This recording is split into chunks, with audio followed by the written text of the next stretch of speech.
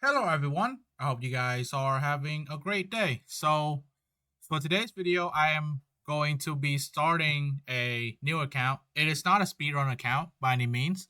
It is just a different account I created so that I can explore different things, different stuff.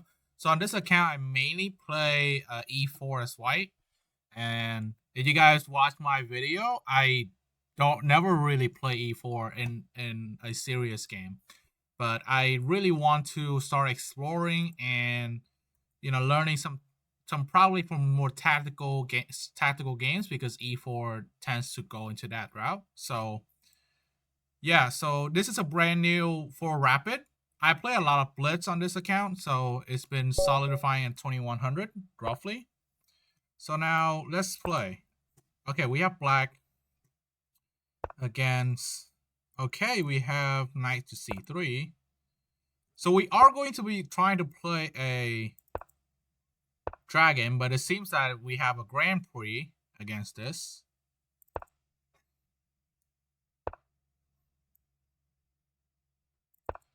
So also I will be start playing 3-0, 10-0 because it seems because the pool in 10-0 will be a lot bigger and people will be slightly stronger. I will also try to probably commentate less to focus on my middle game because it seems I tend to take a long time playing the middle game, and then I get a winning position and then I go run out of time. So I will probably start like analyzing and going over my thoughts after the game. I've also watched a lot of Daniel, so I'm getting inspired by what he's trying to do. So yeah, okay.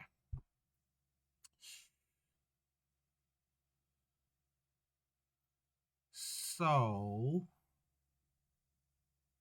we have Queen E1, which is not bad. I don't think it's bad by any means.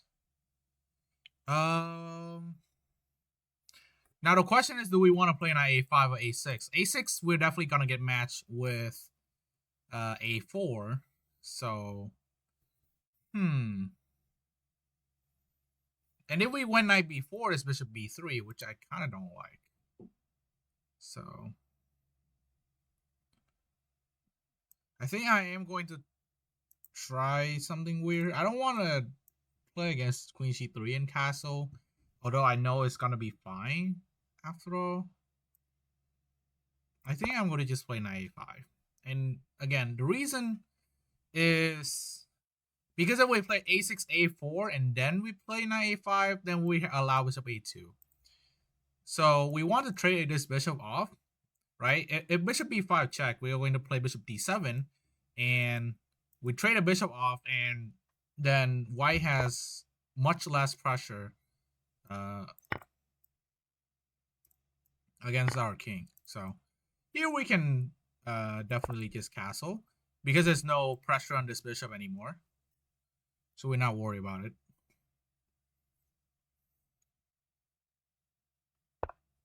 Okay, we have F5. So it seems our opponent is playing very aggressive per se, but also very impulsive. This is a very rusty play from our opponent here because it doesn't work. So this is apparently a Bovnik system against the Grand Prix, and it is a very good system. So okay, so bishop g5, a very logical move actually, because now the threat is e takes f5 and my knight is going to be hanging. Now the question is, do I want to play f6? And in matter of fact, I actually can, because there's no light square bishop on this diagonal anymore. So we could just play it. Although because I also don't want to move the queen, because there's actually not really any good square for the queen right now. Queen c7 runs into knight b5, so it doesn't really work. I think I am going to just play f6. Bishop g5 is definitely a pretty good move. Now, if our opponent play bishop e3, then we are going to be Just probably play knight c6. But if our opponent is playing bishop h4, which moves the bishop back while only one square, we can actually start attacking with g5 potentially. Okay, so our opponent went back all the way to d2. So now here we can actually just take. Because if white takes back with a piece, then we can just put a knight here on f5. Or on c6, whatever it needs to be.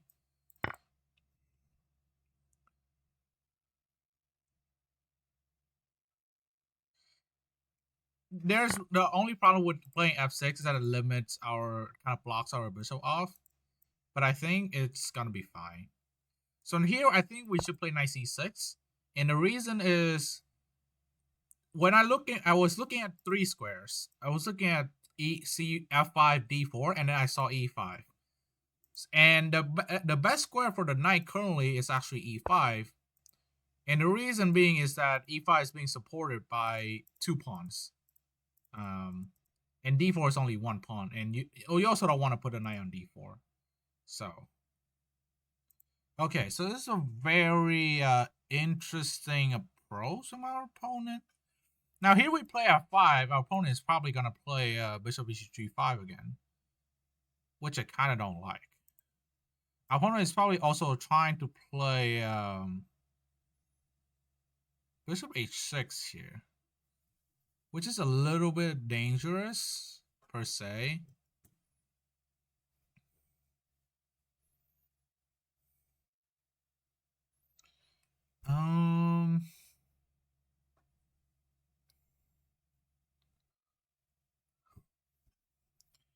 This game is suddenly becoming really dangerous. So I don't know which route I'm actually liking here. So I think, I'm going to play knight e5 because this is one of the best square that the knight can be. And also, if bishop h6 here, I can potentially play knight g4. That's why I was looking at. I really want to play it. But is it an actually decent move? I think it is. It's a good move. Knight g4, force bishop takes, right? We actually don't mind trading bishop at all. So knight g4, and we trade bishops. If h3, this is the question that I was thinking about, right? But we can play knight e3. We can also play knight h6 as a defensive resource. It's just a matter of which one I want to actually play. So let's play knight g4, and we're probably going to pre-move this.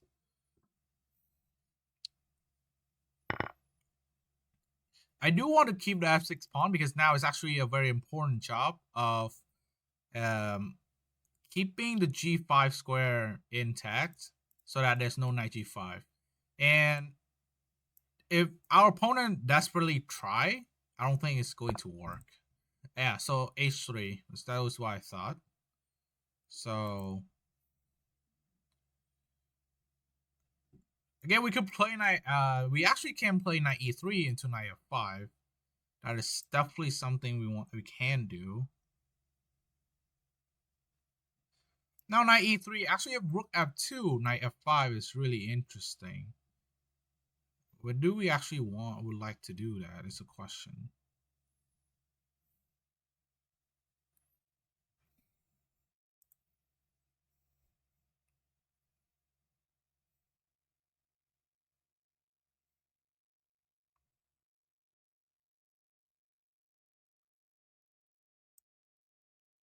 I am again spending a lot of time here. I'm trying to practice to be able to play 10-0 here. So knight e3, knight h6, knight e3. Rook f2, knight f5, queen f4. And then d6 is under pressure. I'm probably going to just play knight h6 as a defensive resource. And if our opponent really tries really hard here with g4, We probably can't play f5 now because what knight h6 does is preventing the queen on attacking h7, which is what our opponent is trying to aim for. And we're definitely going to look at f5. F5 is just simply a good move because it is it is not a bad move in the first place because it is supported by the bishop and the knight. But it's also good in the sense that it will try to force the queen trade. Now, is it good on the next move? I don't think so. Okay, so knight f to d2. Very interesting. Our opponent is trying to put a lot of pressure here. So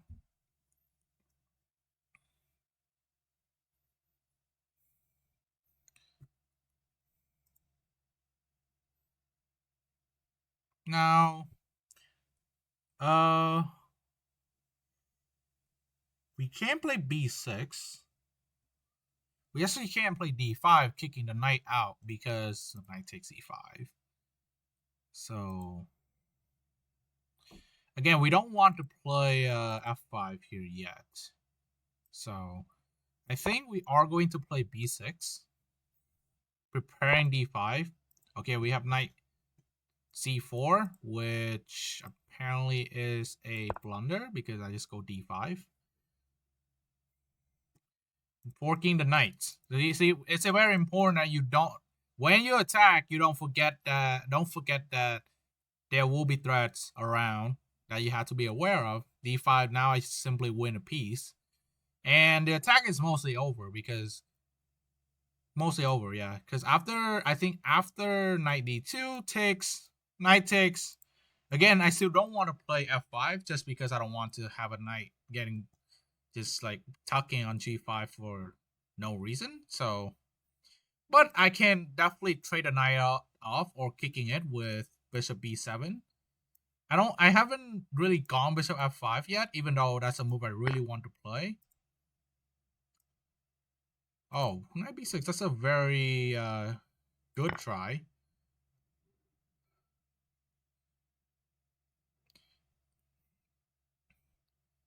Right, so, but here, because he took on b6, now the knight is kicked out, officially kicked out, and there's nothing going on anymore. This and my f6 importantly is still protected by the queen on b6, the triangular protection here. Okay, that was a very quick resign from our opponent. So let's really go over the game really quick. So we have e4 c5. Now we were going to play d6. I kind of panic a little bit when I see knight c3, so I play g6, which is not the best move. So, but based on what our opponent play, it just transpose. So basically, this is a Grand Prix. f4, g6, knight f3, bishop g7, and this is a Grand Prix, basically, and it just transposed into what happened in the game. So d6, bishop c4. This is the Grand Prix attack. Our opponent play basically really accurately out of the opening, so from our opponent. And d3, so e6, and this is what we call the Bofnik system. And what this move does is basically block off this bishop because you don't actually never ever want this bishop to just keep staring at f7. And because like say you play e5 here, then that becomes a very bad move because now the bishop have this the attack, permanent attack on f7. And plus when you play e5, you open up the e file. So what you're doing is just allowing white to launch a very huge attack on f7 out of the opening. So that's what you don't want to do. Plus, if you don't really move the pawn, then you could do that, but you're running into the risk of your g6 pawn being weaker because now this pawn doesn't really protect anymore. So say you play knight f6, right? Castle in castle. There are two things. One, See, f7, now the f7 is being pinned, so this pawn is being weaker. 2, it allows f5. And f5 is the main plan of the Grand Prix, which is why white white goes f4 first before playing knight f3, because f5 is a very important plan. Of course, the engine is gonna say equal. However, you see the equal move is g takes f5. But in human perspective, with the open g file, do you think is like it's -1 still? But do you think this is comfortable for black to play? I don't think so personally. I think white has a lot of counterplay here, and black has to play very precisely. And in a practical standpoint, I don't think this is ever recommended. So e6 is the important move here, and because you play e6, mainly to stop f5 and this, you actually don't want to put a knight on f6, because if you play knight f6 here, what is this knight doing? The knight only has one square, two square, and both of these squares are not good. Because what are you gonna do after going knight to g4? Like, you can't go to e3, you can't attack h2 and f2, and then you go to g4, like h3 just gonna kick it out. So you don't want to do that. The most of the time you go knight f6 is because you have potential to go knight to d5. However, knight to d5, it's just never a move here because it's being attacked 3 times. It attacked 3 times, so that even if e5 happens, you still cannot go knight d5. Just gets captures, and you just down a pawn. So again, you don't actually want to do that. So that's why knight e7 is a much better move. It still aims at d5, right? It supports d5 here, but more importantly, it supports the f5 square. And it's important because if f5 here, now you look, right? Of course, we have the bishop, and it's good, but it's better because if you have, say, you have knight h4 or something, then you still have the knight protecting the bishop. Like, say if you go knight, they go knight h4 first, and you just castle for some castle, right? Let's just say that happens. See, now you can at least take with the knight, and you don't have to take with the bishop. Sure, you can still do that; it's still completely fine. But if you look at this position, if let's say there's no knight here, you're forced to take with the pawn, and you have to take with the pawn, and you look at this position, right? Now there's queen h5, bishop h6, and the game starting to look kind of dicey. So that was the main thing of e6 and knight e7. This system is super strong against the Grand Prix, and which is the main reason why the Grand Prix is only good at the lower level. Like, it is a decent option if you want to have, to play something else against the Sicilian, but I don't think it is a good long-term opening repertoire if you want to try to win against the Sicilian. So yeah. So queen e1, very typical, aiming at queen to g3 and queen to h4. Now, I know that knight a5, I know that castle is the best move, right? And of course, nothing is wrong with castle. Why did I go in for knight a5? I went for knight a5 simply because I want to try to kick this bishop. Now, have I ever played this? No. I've never really tried to kick this bishop. Because why? Well, because I don't know. I just don't think that kicking this bishop was necessary, right? That because I already play e6, and again, e6 is protected by the pawn and the bishop, so you don't have to do so much to kick this bishop out. Because a6, a4, and then you play knight a5 here. Well, this bishop a2, and now knight a5 looks really silly. So again, you don't want to do that. Just castle, nothing wrong. And like, if say there's queen f4, queen h4, well, whatever. Queen h4 is whatever. Now you just play d5. Again, you don't really want to care about like the f5 bishop h6. Like, here is fine. It's say h5. Well, you don't even have to play h5, obviously. But there's a lot of things you can play here. But if you want to completely stop the attack, best way is just kind of not allow these things to happen. So Yeah, and knight e5 is bad because of bishop b5. What is because after this, well now bishop d7, f5, but our opponent is mostly going to take, and this is going to be fine. Yeah, like this is equal. Now, like sure, it's slightly better for white, but if you look at this position, there's not really a lot of threats that white is making here. It's like f5. Well, now f5 doesn't really do that much because we can take with the queen. Sure, this is a pin, but we don't really care so much about that. But our opponent allowed us to trade the knight off, so we just castle. And now here is why f5 is just not a very rusty move from our opponent, because I mean you look right, 1, 2, 3, 4. I have 4 attackers on this pawn, and white has one defender. So I just take. And remember, you don't never want to take with the G pawn. That's just kind of automatic in a fianchetto position. So here, and bishop at G5 is a very nice attempt. And yeah, okay, F6 is the best move. It's a ugly move. I honestly don't like the move, but I know it's the best move. And why? Again, I explained it in the game. There's no light square bishop, right? That's why I want to take just trade off the light square bishop so that the f pawn is free to move. And after bishop g5, yeah, now you can just play f6, and you don't care about this diagonal because there's no bishop. And if the queen comes anywhere here, like one of these squares by any means, you just move to h8 and you're fine.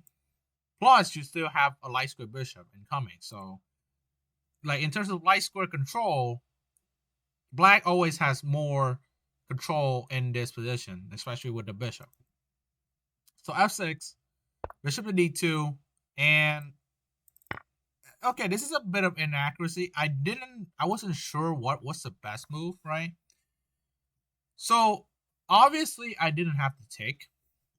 I could just try developing, right? I could just play again bishop e6 is a good move, or you could just play b6 with a plan of bishop b7, and the bishop is very active on this diagonal, right? Because if you take, you can take with either. You can take with the bishop, or if I'm used to trying to go bishop b7, just take with the knight, which is fine as well. Queen e4, really, whatever. You don't really, you can't queen e4. You can't really move the rook because the pawn hangs. The pawn hangs, so I guess that's why you take with the bishop. But anyways, this is not really a threat.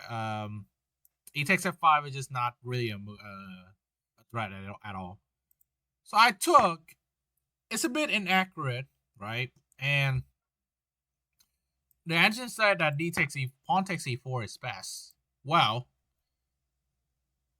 practically speaking, I don't think it's the best move. Why?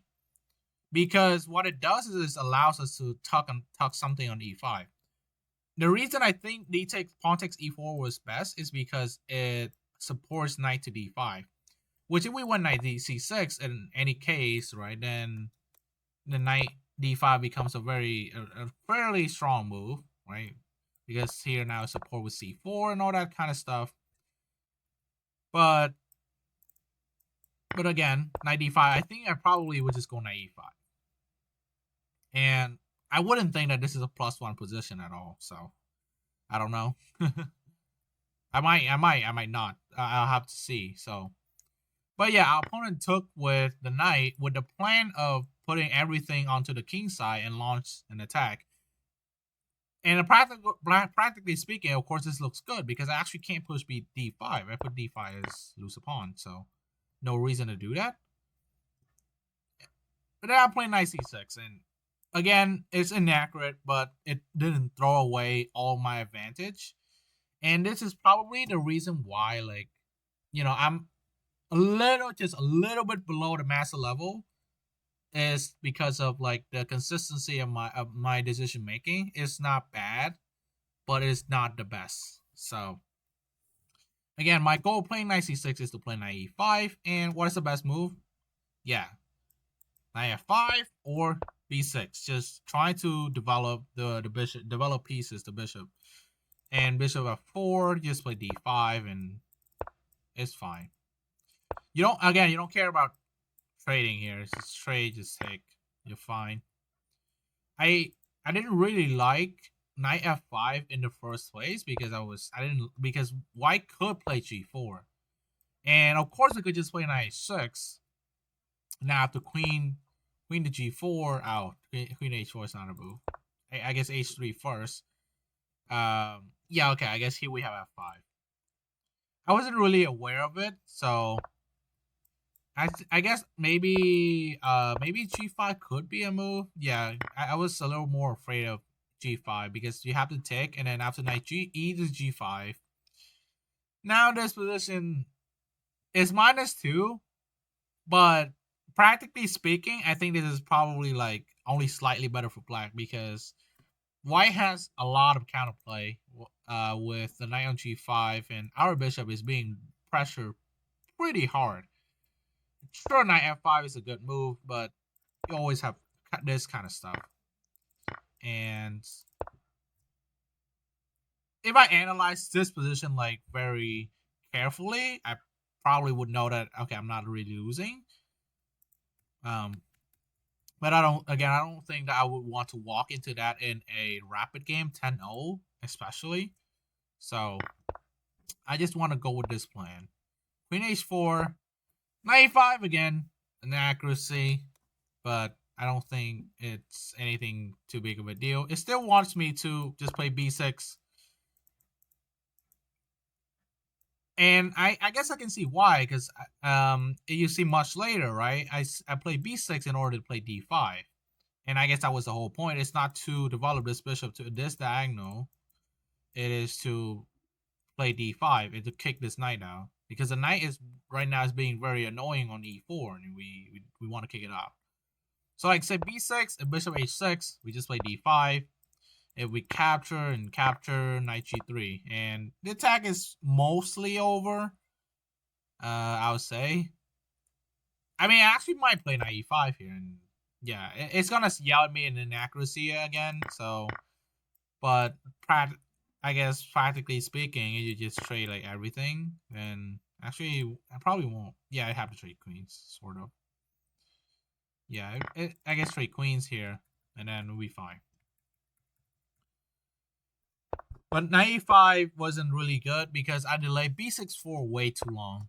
Bishop h6, our opponent just trying to trade off the piece.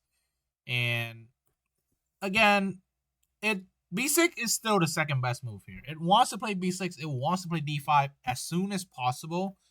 And I think I didn't do a good job prioritizing to kick the knight off until I see that it's actually like dangerous. I would never play g5 here. I mean, that was just not really an option for me to do it. Because in order to do that, see, after knight takes g5, you have to see knight g6. And then you tell me, well, I could see it. Maybe. But it's unlikely. Like, why would you go into all of these complications for literally any reason? Right? We're here to trying to play simple chess for getting through the middle game. Because if you notice, we're already up a pawn. Don't forget that, right? We up a pawn, we up material. So as long as we keep our position safe and we go to the end game, then we'll get pretty much guaranteed an easy win. So again, out of bishop h6, I just play knight g4. I just want to force this trade as soon as possible. And h3, sure, kick the knight back. I guess knight e3 was really the best move. I didn't want to calculate too much. So apparently here I can play f5. You see, I was calculating knight f5 and queen to f4. But I didn't like it because after g5 and maybe queen d2, I wasn't sure what's going on here. And obviously here white can't sack because white doesn't really want to sack. Because you have a queen protecting it. So knight takes g5 and I guess. But again, we're trying to play simple chess. We don't want to go to complications, so we do not play g5. So, but if we don't play g5, then what are we doing, right? Like, see, it's now this position is completely equal, and it's just kind of ridiculous because b6, g4, and what I mentioned before that d6 is now under pressure, so we don't want to do that. So f5, apparently white cannot play here because he just played h6, and the knight is actually trapped. But of course I missed it, and well, what can I do? With e1, yeah, and I can't even play knight, and knight d5 is just equality, queen c4. Our opponent might not even find this, but think about it. In order to walk into this complication, like this early on, into this account, then I don't think it's a good move at all. So yeah. So go back, knight h6, just a very safe move to play. And here I was expecting g4, and here we can actually play f5, right? If knight eg5, now we can take this and takes, and now we can take with the bishop. And now what we can do is we can tuck the bishop on h5 instead. And now we're going to have a knight on f5. So like, let's say rook ae1. Like, because if knight h2, we don't really care. We just play this, I guess. Oh wait, we can't play that. Oh yeah. I guess we can't actually play knight h5. Bishop h5, but anyways. But yeah, we'll be up 2 pawns, and our attack is we can probably still hold this. But our opponent played knight d2, which I didn't understand what's going on here. So now I finally play b6 in order to play d5, and our opponent just straight up walked into a fork. I just forked 2 knights, 4 Karunis. And knight takes b6 is just a very nice try from our opponent, because you might want to pre-move, go here, and boom, you just lose a rook. And obviously, this is still fine. I know this is still fine for it. Like, in fact, I would still win this position for sure. But why would you give up a rook? So, like, because here doesn't matter. Just take this. Oh, oops. I guess you can't actually do that.